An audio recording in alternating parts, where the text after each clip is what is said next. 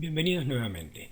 En la lección de hoy trabajaremos familias paramétricas, o sea, familias que van a poder ser controladas a través de parámetros.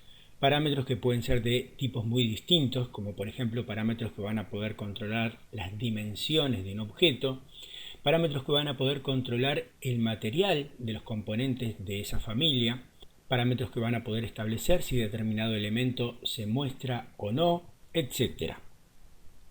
Siempre que nos veamos enfrentados a la creación de un elemento, supongamos estamos creando un proyecto de arquitectura y estamos diseñando una mesa. Si estamos diseñando una mesa exclusivamente para ese proyecto, vamos a diseñar una mesa muy específica que luego le daremos los planos al carpintero para que la cree, pero probablemente vamos a crear una mesa única. Por lo tanto, no va a venir de diferentes largos, diferentes anchos, diferentes alturas. Por lo tanto, en ese caso no vamos a necesitar parametrizar la mesa. Pero si somos un fabricante de mesas, probablemente esta mesa la fabriquemos en diferentes tamaños o con diferentes materiales. Entonces no vamos a estar creando una familia diferente para cada caso. Lo que vamos a hacer es crear una familia única y vamos a parametrizar esas diferencias que van a existir entre un modelo y otro, y a cada uno de esos modelos en Revit le vamos a llamar tipo. En esta lección en particular vamos a trabajar todo el capítulo sobre esta mesa y vamos a ir definiendo sus parámetros desde los más básicos hasta los más complejos. Siempre, antes de comenzar a crear la familia paramétrica, conviene un poco planificar qué es lo que vamos a determinar de esa familia, cuáles son los parámetros que vamos a establecer para esa familia. Entonces, si esta mesa se fabrica con diferentes anchos y largos, esos tendrán que ser dos de los parámetros que vamos a definir. Si esta mesa utiliza diferentes tipos de tablero o diferentes materiales en esos tableros, ese tendrá que ser otro parámetro. También puede suceder que esta mesa el fabricante pueda usarla con este modelo de patas o con otros modelos de pata alternativo. Entonces esos tendrán que ser otros parámetros. La dimensión de este vidrio puede cambiar, entonces esos tendrán que ser parámetros también. Si vamos a ver en concreto esta mesa, lo que vamos a realizar en este capítulo, todos los parámetros que vamos a definir van a ser estos que están acá. Una serie de parámetros para los materiales, por ejemplo para el tablero, para las patas, para el vidrio y para el borde que tenemos aquí. Cualquier parámetro de esos que quisiéramos modificar, podemos venir y establecer otro. Aplicamos y vemos cómo cambia aquí. Si quisiéramos modificar el ancho de la mesa, entonces vamos a poderlo hacer desde aquí. Por ejemplo, si queremos que sea de 75 centímetros, o si quisiéramos que en lugar de tener dos patas de cada lado, tuviese tres patas de cada lado, o si quisiéramos que tuviese 5 patas de cada lado. Podemos comercializar la mesa con este borde o sin él.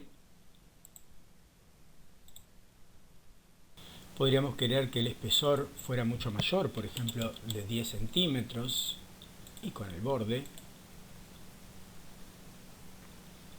O podríamos querer que este vidrio fuera mucho más chico y fuese, por ejemplo, de 20 por 20.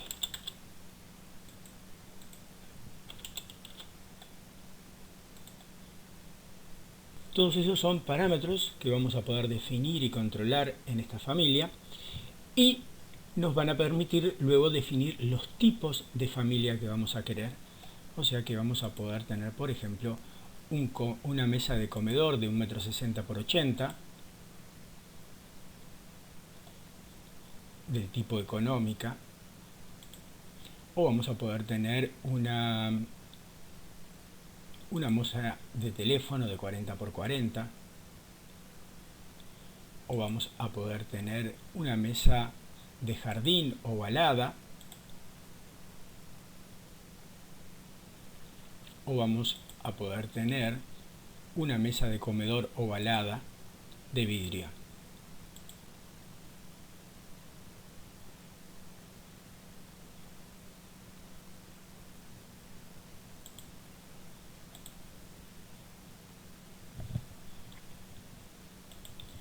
A partir de los parámetros de la mesa vamos a poder definir tantos tipos como el fabricante necesite o como nosotros queramos. También vamos a poder definir que el aspecto de esa mesa cambie de acuerdo a que estamos en una representación de alto nivel de detalle o de medio nivel de detalle o de bajo nivel de detalle. Todo esto lo vamos a ir definiendo en esta lección. Pero lo primero que vamos a tener que hacer para iniciar el diseño de esta familia paramétrica va a ser escoger una plantilla. Para ello vamos a ir a Nuevo, Familia, y aquí vamos a tener todo un conjunto de plantillas. Para elegir, vamos a tener que elegir la que mejor se adecue a lo que nosotros queremos hacer. Por ejemplo, podríamos llegar a elegir la plantilla que simplemente se llama modelo genérico métrico y que va a servir para una enormidad de casos. Esta plantilla es la más general de todas y no trae nada específico para ninguna familia en particular. Si lo que vamos a crear es un mueble, entonces deberíamos establecer que esta familia va a ser un mueble. Para ello vendríamos a este botón acá, parámetros y categorías de familia, y tendríamos que establecer que lo que estamos creando es un mobiliario. Aceptamos. Entonces, a partir de aquí, Revit ya sabría que esto que estamos creando es un mobiliario. Si en lugar de utilizar esta plantilla tan genérica, utilizamos una que sea un poco más específica para muebles, entonces vamos a Archivo, Nuevo, Familia, y elegimos la que se llama mobiliario métrico, que sería un poquito más específica para mobiliario. Encontraremos que en esta familia ya está indicado que se trata de un mobiliario, no tendremos que definirlo nosotros. Si vamos a visualizar los parámetros de esta plantilla, encontraremos con que solamente existen parámetros de identidad que en general son comunes a casi todas las plantillas, como por ejemplo el costo de ese elemento que estamos creando, una descripción, código de montaje, la URL de la familia o del tipo en particular o del fabricante en general, el nombre del fabricante, modelo, o sea, podríamos incluir una fotito de esa familia que estamos creando. Pero todos datos muy generales de identidad que, como les decía, van a ser comunes a casi todas las familias. Los parámetros específicos para un mueble, como varían tanto, no hay ninguno determinado y todos los parámetros los tendrá que definir el usuario. Diferente es el caso, por ejemplo, si fuésemos a construir una ventana o una puerta, en donde podemos ir a crear una familia nueva basados en la plantilla, por ejemplo, de puerta métrica o ventana métrica. En cualquiera de estos casos, cuando iniciamos la plantilla, ya existen una cantidad de parámetros definidos porque se supone que son comunes a todas las puertas o ventanas, porque, por ejemplo, todas las puertas y ventanas van a ir insertas en un muro. Normalmente las puertas y ventanas van a tener marcos, van a tener vidrios, van a tener elementos estructurales. Entonces, si vamos a los parámetros, vamos a encontrar con que ya existen un montón de parámetros determinados. O sea que la elección de una plantilla, si bien puede ser modificada porque en este caso seleccionamos una ventana, pero si necesitamos crear una puerta, venimos perfectamente y cambiamos de ventana a puerta y lo acepta. De esta forma Revit ya pasaría a saber que lo que estamos creando es una puerta.